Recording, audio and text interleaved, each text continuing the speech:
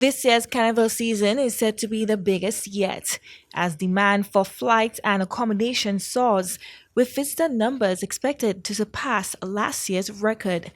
Tourism Minister Honorable Ernest Hilaire has confirmed that preparations are well underway, including discussions about expanding the parade route to the Millennium Highway to foster broader community participation.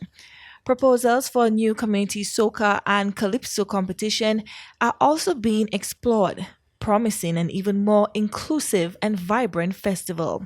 As you know, we use a Ciceron main road. You chip from the top of the hill down to the bottom, through Monkey Tongue and end by my office.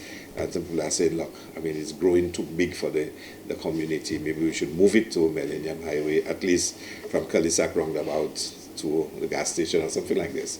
But we'll consult and discuss and see how we can grow it. But I think aside from just that, I would love to see maybe a community calypso competition or soca competition. I think it's not just about the bacchanal in terms of the carnival, but we have to, all the other artistic expressions should come to play. So we will discuss it. And God willing, next year we'll see some changes. Scheduled for June 22nd, Ciceron Carnival will begin with the highly anticipated Ciceron Carnival Queen pageant on June 21st. Originally created to empower young mothers in the community, the pageant provides a platform for participants to show their beauty, talent, and skills.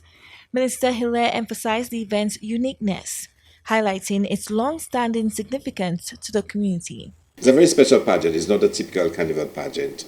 It started off for young mothers in the constituency, and is an opportunity for them, despite having children, to be able to participate in pageantry, to really show off their skills, their talents, their beauty.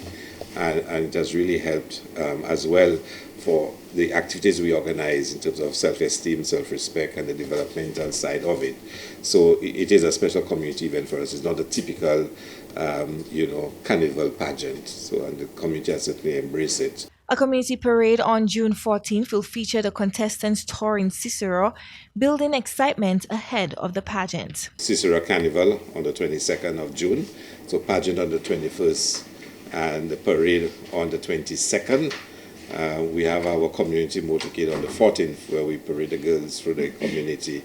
It's our annual event, and it really kickstarts the final stretch to Carnival in St. Lucia, and it's the first community carnival, so it's always a very big event. It's really put Cicero on the national stage. Notably, this will be the final year under the Miss Cicero title, as next year's pageant will expand to include Miss Castries South, welcoming a broader pool of participants. This is probably the last year we'll do it as a Miss Cicero.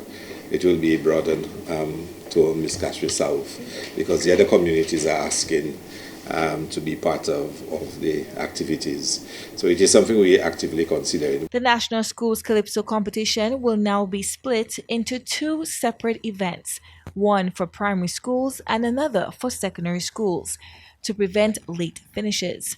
The Chief Education Officer has endorsed this change, with dates and times to be announced soon.